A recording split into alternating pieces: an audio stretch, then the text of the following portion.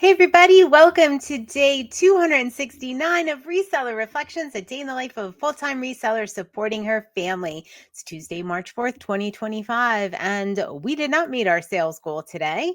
Was a mediocre day. I've been having some issues getting my listings up on eBay, so yes, I'm doing all the work, but they're not actually getting posted. So, uh, that's neither here nor there, but it is making me a little anxious seeing as I will be away for 10 days. So I'm hoping we get this working soon.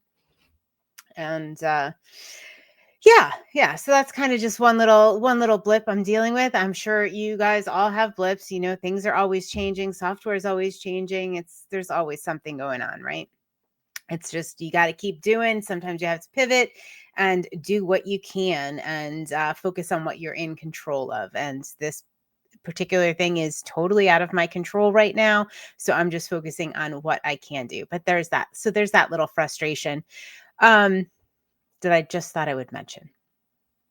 All right, so we are doing the steps of the 7-day reset for more time, energy, and happiness backed by science. Mel Robbins episode linked up in the show notes. So we are on, is it the fifth step already? I think it is. Yes. Pretty sure it's the fifth step. All right. Kind of lost track here after all these days of doing it. Yes. Step number 5, workout.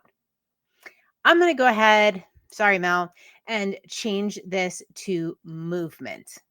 Yes. All right. So you should have some, according to this, which is backed by science. And I love this idea. And I'm going to tell you why in just a minute. You're scheduling all these things into your week and you're picking your priority. And the one other thing you should schedule in is movement, 15 minutes of movement for the week.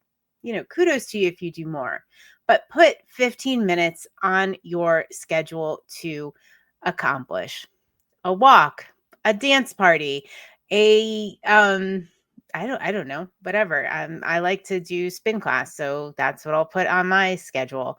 Um, whatever, getting up, walking in place, doing a YouTube video, put it in your calendar, 15 minutes once a week. And it could be, you can do this whether you're traveling, whether it doesn't matter. And I just think this is brilliant because it kind of ties into what I thought about the meal prep. If I can't do the whole thing, the whole enchilada, then I'm not going to do even 15 minutes. And the 15 minutes is based on research and based on, what you need to improve your mood, your health, your life. And I'm not saying that's all you need, but I'm saying that makes a very significant difference in your productivity, mood, health, all of that. 15 minutes once a week. And before you just go, oh, but it's only 15 minutes. And, I really need time to do this and that. What's it going to hurt to schedule 15 minutes once a week? Like I said, if you do more, you do more. But at the end of the week, let's say you didn't schedule it and you didn't find the 15 minutes. You're not going to feel that great. So go ahead, prove to yourself you can do it. It doesn't have to be the whole enchilada. It doesn't have to be, we talked about the meal prep and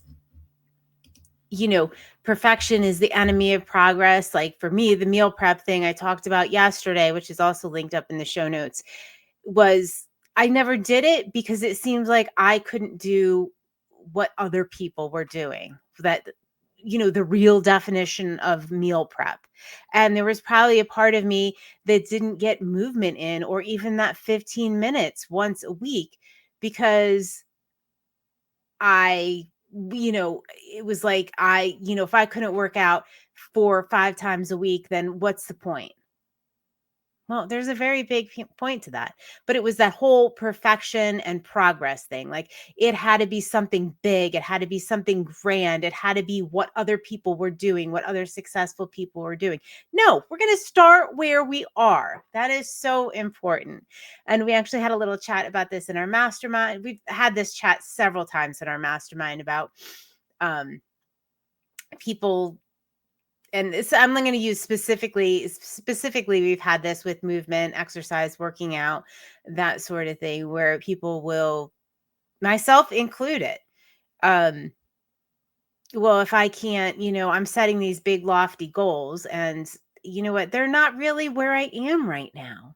Why am I pushing? Why don't I start small where I am and build from there?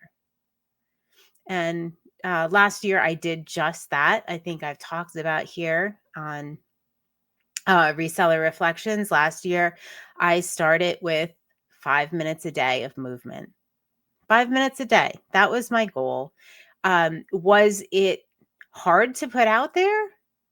Yeah, but that's where I was. And our community was uber supportive, wonderful about it. And, it grew from there, but just starting where I was. I wasn't up to, people were doing, crazy workouts, working out hours a day, working out 3 times a week, getting all these crazy steps in. Well, you know what? I wasn't there. It was a little humiliating to put out my 5 minutes a day, but I'm so glad I did. I'm so glad I started where I was. Now, I wish I had heard this Mel Robbins thing about the 15 minutes and put it in your schedule at least once a week at that point. I hadn't. But I'm going to go ahead and I'm going to put 15 minutes of um, movement exercise in my schedule every week. And, something different, a walk, getting outside. And I'm going to enjoy it. And I think it is a really excellent suggestion. So I'd like to hear your thoughts on it, and starting where you are. And, if you just don't bother because you think that your goals need to be really big and really ambitious. And I know that's held me back a lot, like with the meal prep, with the working out, with all that stuff. So, yeah. All right. But I am reset to zero tonight, and I hope you are too. And joining me on the Reset to Zero challenge, I haven't called out these people in a while, and I really want to say their names because they are crushing it. Jill of Rusted Truck Relics, Jason the Santee Swapper, Judith R, Pam of Whimsy and Such, Becky of Becky Consigns, Lee of Lee Phillips 4191, and Vanessa the Diabetic Reseller. Thank you so much for being on this journey, and just knowing you guys are doing it and being held accountable and holding me accountable to come on here and say that I've done that every evening is awesome. I had a little bit of a personal note. I had to do some shopping. I really despise shopping. I went to 2 malls today, including the Steamtown Mall in Scranton, which I had not been to in probably about 20 years. Well, it's a shell of its former self is all I can say.